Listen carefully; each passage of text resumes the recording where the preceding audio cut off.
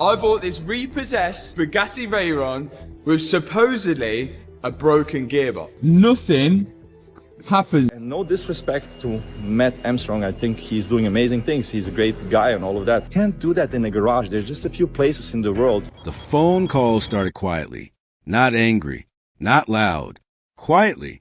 Wealthy Bugatti owners, men and women who spent between $3 and $6 million on a car, picking up the phone to their dealers, asking questions they had never asked before, questions about part numbers, about what exactly is behind the badge, about whether what they paid for is what they actually got.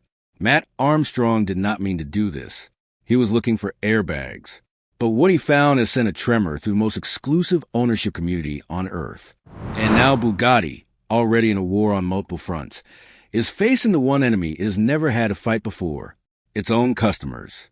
Let's begin with the psychology. Because to understand why this particular story is cut so deep, deeper than the VIN lock drama, deeper than the legal threats, deeper even than the EU right to repair battle, you need to understand what a Bugatti actually is to the person who buys one. It is not transportation. Nobody who writes a check for $3 million and needs to get from one place to another buys a Bugatti. There are faster ways, cheaper ways, more practical ways. A Bugatti Chiron or Bugatti Veyron is something else entirely. It is a statement, a crystallization of achievement, a physical, drivable proof that the owner has ascended to a level where the finest engineering human beings have ever applied to a road vehicle is within their reach and within their possession. That statement, that specific, precisely calibrated luxury proposition, depends on one thing above all others: belief. The belief that what sits in the garage is genuinely, categorically, incomparably different from what everybody else drives. And that belief has now been shaken. Not shattered, not destroyed, but shaken. Because Matt Armstrong looked up a part number on a Chiron Per Sport in Miami, and the number matched an Audi A3. And the airbag that Bugatti charges its rates for servicing, the component that sits inside one of the rarest, most expensive machines on Earth, is available from the same supplier that stocks the economy hatchback of a mass-market German manufacturer for less than $50. That is what triggered the phone calls. Here is what makes the owner panic story so distinct from the broader public reaction to the same information. When the average person on the internet sees that a Bugatti uses Audi airbags, their reaction is uncomplicated. They find it funny. They find it satisfying. They share it. They comment $1.20 under every Bugatti-related post they see for a week and move on. The information confirms what they always have suspected about the gap between luxury pricing and engineering reality, and they enjoy the confirmation.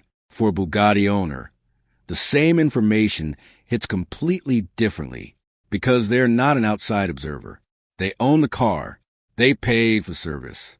They have been receiving invoices for maintenance, for tire changes, for the annual checks and 4-year overhauls that are priced against an implicit understanding that everything inside a Bugatti is bespoke, proprietary, and worth every euro of what it costs.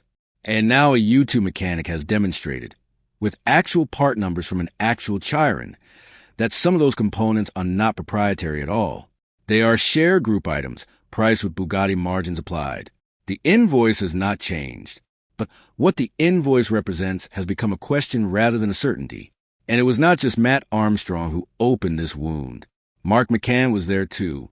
McCann, the West Midlands entrepreneur and collector who bought a Mansory-modified Veyron in pieces for $1.2 million, had been running his own parallel investigation into the reality of Bugatti ownership. His Veyron's gearbox had failed. The quote to replace it came in at $300,000. The investigation into what was actually wrong revealed galvanic corrosion in the hydraulic system, metal debris in the channels, worn clutch plates, and a revelation that Bugatti simply does not repair this unit. They replace it, the entire sealed gearbox.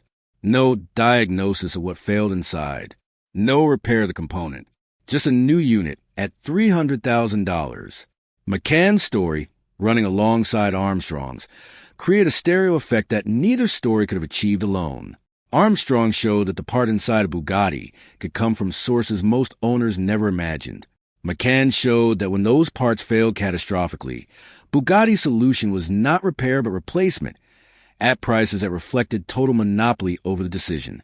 and together, the two stories produce something that automotive content has very rarely produced before. A measurable change in purchase demand for one of the world's most exclusive car brands. Reports emerged that interest in Bugatti acquisitions was cooling, that dealers were fielding questions about provenance and parts sourcing that they had never fielded before, that the careful, considered, private conversations among the kind of people who buy Bugattis had shifted. From which variant should I acquire toward, is this brand still what I thought it was?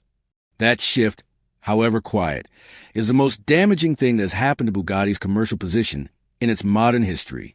Mate Rimac can manage a YouTube drama. He can respond to a Vinlock story. He can fight a legal battle with an independent mechanic.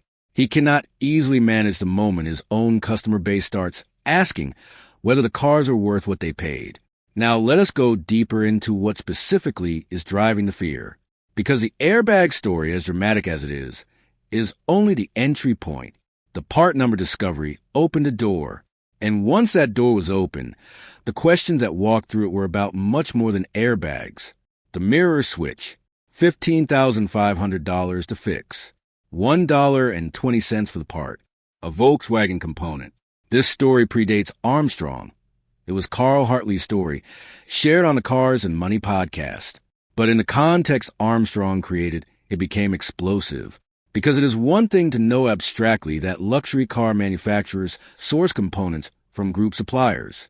It is another thing entirely to hear a specific, documented, first-hand account of a Bugatti service quote that was $15,500 for a repair that an independent expert solved in 20 minutes for $20. The leap from abstract knowledge to concrete example is the leap that changes how people feel. The boost pressure sensor shared with a Volkswagen Golf GTI. €16.50 for the part. €1,600 in labor to install it. The fuel tank on a Veyron. Nearly €18,000 for the component. $20,000 more to fit it. The spare key. $13,547 for a key to a car whose mirror switch contains a $1.20 Volkswagen component.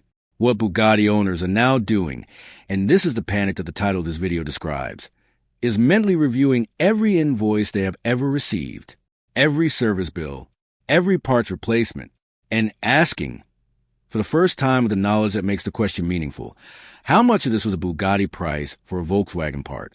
How many times did I pay for bespoke engineering that was, in fact, shared group component economics with a Moschium stamp on the invoice? Mate Rimac addressed this directly. He had to. His response was characteristically intelligent and partially effective. He acknowledged the part-sharing reality. Bugatti is part of the Volkswagen Group ecosystem, or was until the Rimac acquisition and component sourcing from group suppliers is economically rational and engineering sound. He made the case that shared components are not simply transfer without modification, that validation, testing, and integration work specific to each Bugatti application adds genuine engineering value that the base component price does not reflect. The cold weather leather dashboard airbag story. Testing at minus 20 degrees Celsius, discovering that standard leather stiffens enough in extreme cold to interfere with airbag deployment, changing the leather processing technology to address it, is a real example of exactly that kind of hidden engineering work. He also said something that has not been discussed enough. He said Bugatti builds its cars to last 100 years, like the pre-war Bugattis that still run today. He said the pricing reflects not just the cost of the component, but the cost of ensuring that component will still be available, serviceable, and functional decades from now. That the parts support infrastructure Bugatti maintains, the commitment to keeping every model it has ever built roadworthy, has a cost that is built into the current pricing. You are not just buying a headlight. You are buying the guarantee that Bugatti will support that headlight for the operational lifetime of the car, which, if Rimac is to be believed, is measured in generations rather than years.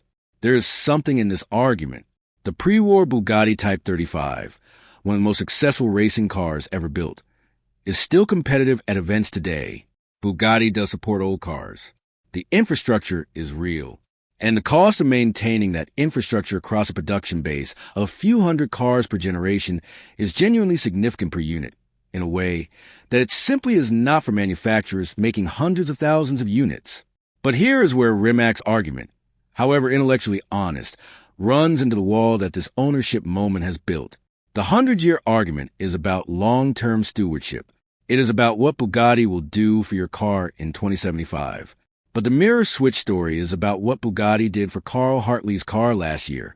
And what they did for Carl Hartley's car last year was, quote, $15,500 for a repair that cost $20. Those two things, the 100-year stewardship promise and the $15,000 switch quote, coexist in